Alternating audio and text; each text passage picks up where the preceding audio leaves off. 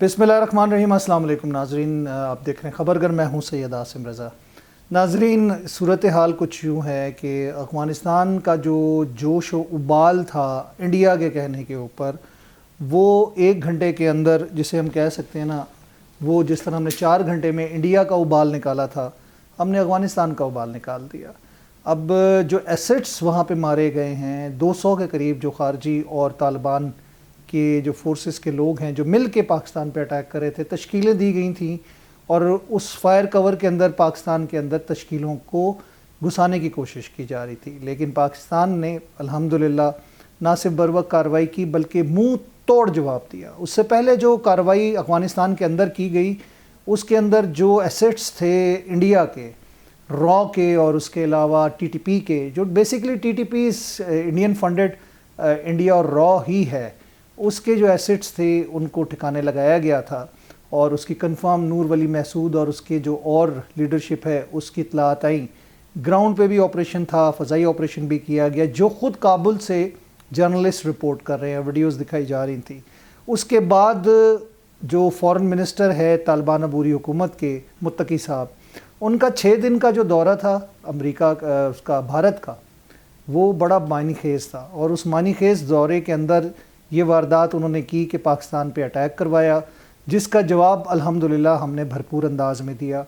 कुछ हमारे भी नुकसानात हुए, 27 फ़ौजी जिसे कह सकते हैं कि वो शहीद हुए, लेकिन जो जहन्नुम वासिल हमने किए खारजी और तालिबान के लोग जो मिल के अटैक कर रहे थे पाकिस्तान पे, वो उनका सॉफ्टवेयर अपडेट करने के लिए काफ़ी था। 5 मरतबा रिक्वेस्ट की जा चुकी है तालिबान हुकूमत की जानिब से सीज़ फायर के लिए, फायर बंदी के हवाले से, लेकिन हमने कहा कि जी शुरू तुमने किया था, ख़त्म अब हम करेंगे।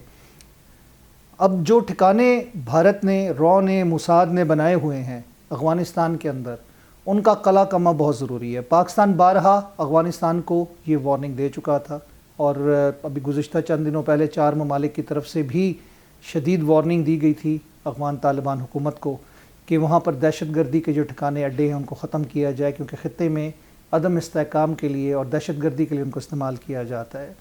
लेकिन उसके बावजूद अफ़गानिस्तान बाज नहीं आया। ये वो तालिबान हैं जिनको हिंदुत्वा के नज़रिए के अंदर दुश्मन और टेररिस्ट डिक्लेयर किया गया था।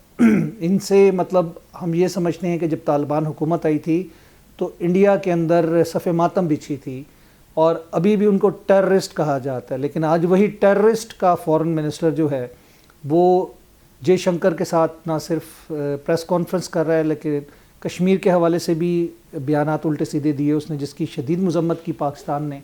और एक इल्लीगल हुकूमत जो है जिसको दुनिया तस्लीम नहीं कर रही, उसके इस तरह के बयानात से फ़र्क क्या पड़ जाना है, सिवाय इसके कि वो पाकिस्तान के ख़िलाफ़ इंडिया को खुश करने के लिए इनकी दोस्ती जो है वो नज़र आ रही है। अब इसमें करज़ई और अशरफ गनी की हुकूमत में हमें कोई फ़र्क नहीं नज़र आता। पाकिस्तान ने अल्हम्दुलिल्लाह 45 साल इन अफ़गान बाशिंदों को, इन अफ़गानियों को पाकिस्तान में पनाह दी, पाला पोसा बड़ा किया, 4 नस्लें इनकी, और ये एहसान फरामोश हमेशा पाकिस्तान की पीठ पे छुरा घोंपते रहे। तारीख़ ये बताती है कि पाकिस्तान पे सबसे पहला अटैक जो है वो अफ़गानिस्तान से ही किया गया था। अफ़गानिस्तान ये वो मुल्क है जिसने अक़वाम मुत्तहिदा में पाकिस्तान को तस्लीम करने से भी इनकार किया था। इन तमाम वजूहात की बुनियाद पर अब ज़रूरत इस अमर की है कि फ़ौरी तौर पर जितने भी अफ़गानी पाकिस्तान में मौजूद हैं उनका इनखला बहुत ज़रूरी है, क्योंकि वो एक थ्रेट है, सिक्योरिटी थ्रेट है पाकिस्तान के लिए। तमाम देखने वालों से गुजारिश ये है और एक मैसेज है हुकूमत की जानिब से कि कोई अपने कारोबार के लिए, रिहाइश के लिए या रेंट पर किसी भी अंदाज में अपनी कोई भी प्रॉपर्टी मूवेबल और इमूवेबल इन अफ़गानियों को ना दे, और अगर देगा, पता चल गया, तो फिर कार्रवाई सख्त की जाएगी उन लोगों के ख़िलाफ़ जो उनको फैसिलिटेट करें, क्योंकि आप फिर फैसिलिटेटर बन जाएंगे। तो गुजारिश ये है कि इनको ना सिर्फ ये है कि मुल्क बदर किया जाए, वापस भेजा जाए, धकेला जाए अपने मुल्क में, बल्कि इनकी सहूलतकारी और उनको पनाह देने वाले लोगों को भी इंतबा है कि वो बाज आ जाएँ, क्योंकि ये पाकिस्तान के अंदर दहशतगर्दी के अंदर मुलविस हैं। DGISPR की प्रेस कॉन्फ्रेंस पे बड़ी तवील आई, जिसमें 30 दहशतगर्द, जो 2 सालों में दहशतगर्द धमाके हुए, जो खुदकुश बम्बार थे वो अफ़गानी थे। उसके अलावा 167 जो अफ़गानी नेशनल्स हैं उनको मारा गया पाकिस्तान के बॉर्डर के ऊपर, और उसके अलावा मुतादिद और भी हैं जो पाकिस्तान में घुसने की कोशिश करते रहे, समेत एक گورنر کے بیٹے کو جو افغان طالبان حکومت کا ہے وہ بھی ان کے ساتھ تشکیل میں پاکستان میں دہشت گردی کے لیے داخل ہونے کی کوشش کر رہا تھا. اسمگلنگ میں یہ ملوث ہے, دہشت گردی میں یہ ملوث ہیں. غرض یہ کہ پاکستان کے امن و امان کو تباہ کرنے میں ان افغانیوں نے کوئی کسر نہیں چھوڑی. تو اب یہی صورتحال ہے کہ پاکستان نے تو سافٹ ویئر ان کا بھی اپڈیٹ کر دیا ہے, جیسے پہلے 10 مئی کو مارکہ حق میں بھارت کا اپڈیٹ کیا تھا, اور اب ٹو فرنٹ وار کی بات کرتا رہا بھارت, تو ان کی اتنی جرت نہیں ہے کہ پاکستان کا بارڈر کراس کر پاتے. پاکستان کے الحمدللہ جو ڈرونز تھے, جو بارڈر سیکیورٹی میکینزم تھا, وہ الرٹ تھا, اور جیسے انہوں نے یہ حرکت شروع کی اور اندھادھند فائرنگ شروع کی, کراس بارڈر فائرنگ شروع کر دی, تو پاکستان نے بھرپور نہ صرف اس کا جواب دیا بلکہ اندر گھس کے ان کی 19 چیک پوسٹوں پہ پاکستان کا جھنڈا لہرا دیا گیا. یعنی کہ اب ایک بفر زون بن جائے گا جس میں افغانستان کے اندر گھس کے آپ ان کو مانیٹر کر سکیں گے, اور پاکستان کے لیے جو دراندازی کی کوشش, اور وہ ٹھکانے, وہ بیسز ان کو تباہ کیا پاکستان نے جو کہ دہشت گردی کے لیے پاکستان میں بارڈر پہ استعمال کی جاتی رہی, چاہے وہ طالبان حکومت کی تھیں, فوج کی تھی, یا دہشت گرد الخوارج کی تھی.